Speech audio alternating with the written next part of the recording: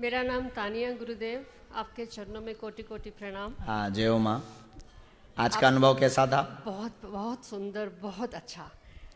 मेरा जो प्रश्न है वो शायद यहाँ पे और बहुत सारे लोगों में और फैमिलीज़ में होता होगा कि आपसे हमने सुना है कि जैसे ब्लैक मैजिक या तंत्र इतना ज़्यादा घरों को, परिवारों को, ज़िंदगियों को ख़राब करता जा रहा है। आपसे हमने सुना था किसी कथा में, आपने कहा था ऐसा कोई वृक्ष या ऐसा कोई जगह आप बनाएंगे बालाजी के धाम पे जिसको टच करने से लोग उससे ठीक हो जाएंगे। ऐसा अनुभव, ऐसी तकलीफ़ें यहाँ पे कई लोग शायद मुझे लगता है जो इस चुपचाप पीछे पीछे घर में शर्माए हुए ये चीज़ों को बर्दाश्त कर रहे हैं, ये चीज़ें भुगत रहे हैं और कोई रास्ता नहीं मिलता कि इनको, हर कोई बागेश्वर धाम नहीं पहुँच पाता, हर कोई आपसे मिल नहीं पाता। तो हम इसके लिए क्या करें? मैंने इसके लिए एक कोशिश भी की है कि मैंने यहाँ के प्राइम मिनिस्टर को लेटर लिखा है, उसमें सब एक्सप्लेन किया है।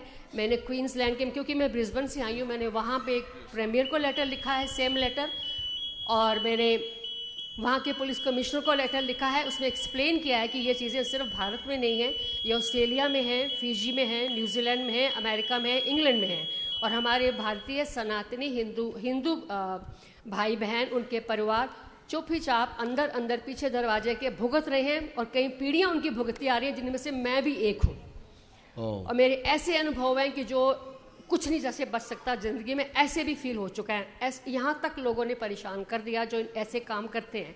तो मैंने प्रधानमंत्री को ये रिक्वेस्ट की है कि ऐसा कानून बन जाए, ऐसा कोई पब्लिक अवेयरनेस बने, लोग आएँ, अपनी प्रॉब्लम बताएं और कानून के हिसाब से उनको जो ऐसा करते हैं उनको पूरा उसका भुगतान करना पड़े, जिसमें हम आपका चाहते हैं सहयोग, आपका चाहते हैं हाथ, कि ऐसा आप सब तरफ अगर जगा पाएं लोगों को और करवा पाएं तो बहुत अच्छा होगा।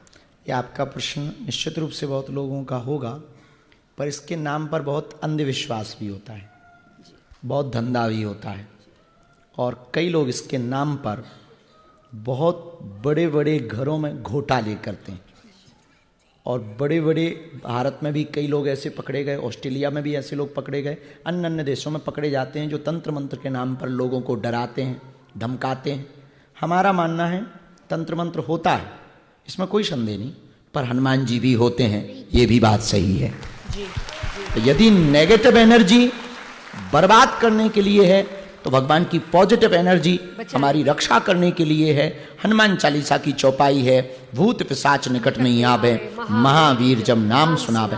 बाकी फ्री ऑफ कॉस्ट हम हनुमान जी का हवन करवाते हैं ऑनलाइन, वो 5 या 11 हवन आप अपने घर पर करिए। हमें भरोसा है कहीं आपको भटकने की आवश्यकता नहीं है। कैसा भी नकारात्मक या ब्लैक मैजिक होगा, हनुमान जी से बड़ा नहीं हो सकता। जी बिल्कुल, धन्यवाद गुरुदेव। प्रणाम महाराज जी, खुश रहिए। पहले बात तो मेरा ये आज पहला अनुभव था यहाँ पे आपके सम्मुख आने का, तो बहुत बहुत धन्यवाद आपका। मेरा प्रश्न है महाराज जी, पहली बात तो आज पहली बार आए, कैसा लगा? आनंद आ गया, आनंदित हो गया, बहुत ही आनंद आया।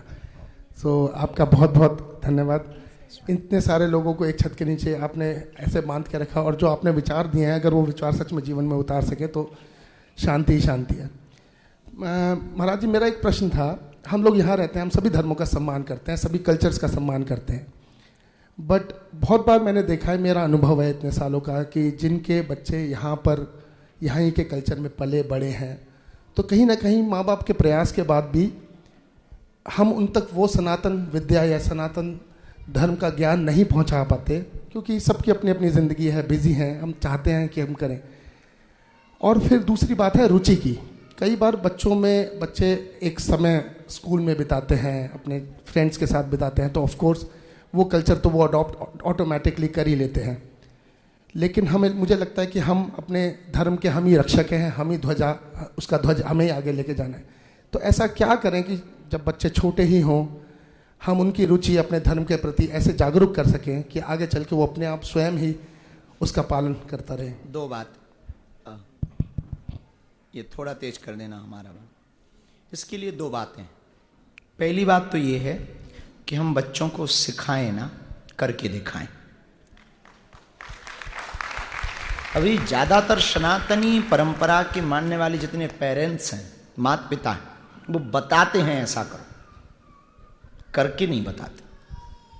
प्रणाम करना चाहिए ऐसा बोलते हैं, ऐसे करना चाहिए, बचपन से ही बताना चाहिए। दीप जलाना चाहिए, बोल के नहीं, जलाएं खुद भी और बच्चे को भी बैठाएं। हो सकता कुछ बच्चे उसके बावजूद भी संगति में बिगड़ करके दूसरे रास्ते पर चले जाएं। उसके लिए एक उपाय है, हम बहुत बातें कह के नहीं करके करें। पहली कोशिश तो ये करें। दूसरी बात, इस बात पर बहुत ध्यान देना पड़ेगा हमको कि हम अपने बच्चों को प्रैक्टिकली थोप क्या रहे। क्योंकि आज की जो जेन जी जनरेशन है या आने वाली अल्फा बीटा है, वो आपकी पुरानी परंपराओं को इसलिए नहीं मानती क्योंकि वो लॉजिक में जीती। और जब उसे आप अपने सनातन का लॉजिक बताएंगे, ध्यान का लॉजिक बताएंगे कि ये ब्रेन का डिटॉक्सिशन, तो वो ध्यान करेगी। और तुम कहो कि नहीं नहीं हमारी पुरानी पद्धति, वो गई भाड़ में गई।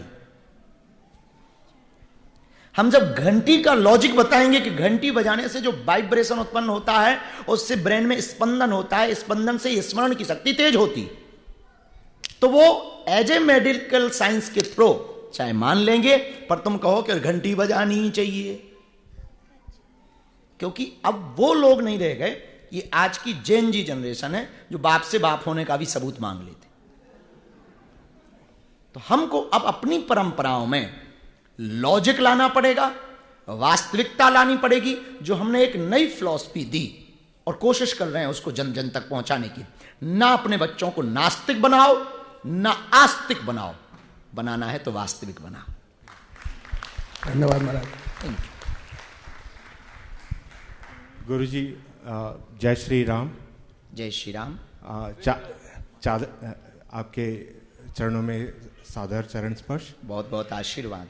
मेरा नाम गौरव है, मैं मेलबर्न से आया हूँ। मेलबर्न? हाँ जी। आप पिछली बार वहाँ पे आए थे, मेरे पिताजी थे और उनके ही आज्ञा से मैं आपसे दीक्षा ली थी। अब दूसरी बार आपसे मिल रहा हूँ और मेरे पिताजी नहीं हैं। करीबन 6 महीने से ये आत्मबोध मेरे में है कि मैं उनके अंतिम समय पे उनके पास में नहीं था, यहाँ विदेश में था। और ये मुझे ऐसा लगता है कि दुनिया में सबसे बड़ा अपराधी मैं हूँ। उन्होंने मेरे लिए बहुत कुछ किया पर मैं उनके लिए कुछ नहीं कर पाया। गुरुजी बस मार्गदर्शन बताइए कि मैं कैसे इस अपराध बोझ से निवारण कर सकूं। ये बहुत लोगों के, बहुत पुत्रों के मन में कई बार जीवन में जब ये घटना होती होगी तो बहुत लोगों को ये अपराध बोध होता होगा।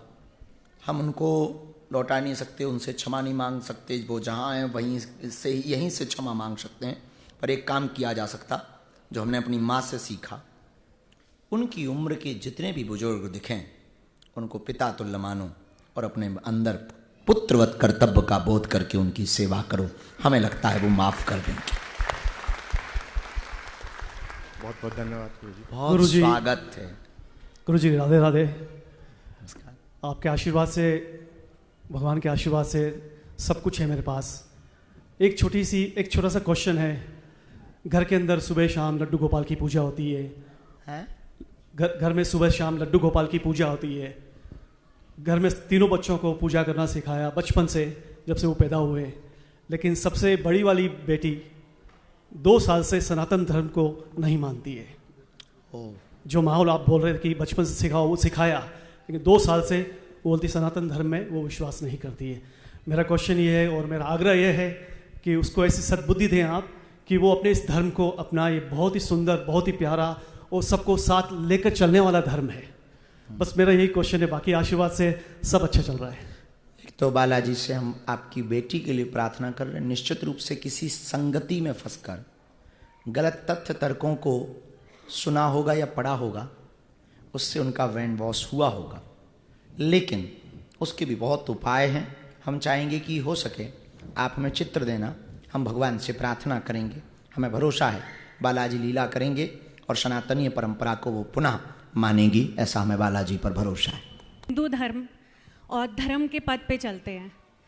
हमारे धर्म में बोला गया है कि हमारे पितृ भी उतने ही पूजनीय हैं जितने हमारे भगवान हैं, लेकिन हम और शायद बहुत सारे लोग जो विदेश में रहते हैं अपने पितरों की उस प्रकार से पूजा या अर्चना नहीं कर पाते हैं जैसे कि जो लोग भारत में रहते हैं। तो उसके लिए हम क्या करें? 5 ऋण से ऋण होना आवश्यक है। देव ऋण, पितृ ऋण, ऋषि ऋण। उनमें जो द्वितीय ऋण जो पितृ ऋण है, उस ऋण से ऋण होने का उपाय हम ठीक थोड़ी देर पहले उत्तर में दे चुके हैं कि जब हम अपने पितरों के निमित्त कुछ ना कर पाएं तो दूसरे के पिता के निमित्त जिनका पिता जिंदा है यदि कर लें तो उसको भी पितृ ऋण से ऋण ही समझना। शुक्रिया गुरुजी, धन्यवाद। सनातन की एक दिक्कत है जिसे आप लोगों को समझना पड़ेगा और हमारा उस पर ध्यान भी केंद्रित। छोटी बच्ची को माइक देना चाहिए, बहुत देर से हाथ खड़ा किए, वो पीड़ा होगी। एक दिक्कत है, पूछो क्या? अरे पूछो जी। आप लोग पत्थर, हम लोग पत्थर के नंदी को पूछते हैं, असली नंदी को पीटते हैं। बस ये बात आपको समझनी पड़ेगी कि हमको प्रैक्टिकल जीना पड़ेगा। जितने गणेश जी के मंदिरों में चूहे हैं और उनको लड्डू लगाए जाते हैं भोग में, उतने असली चूहों को खिलाए जाएं तो कुछ बात और हो जाए।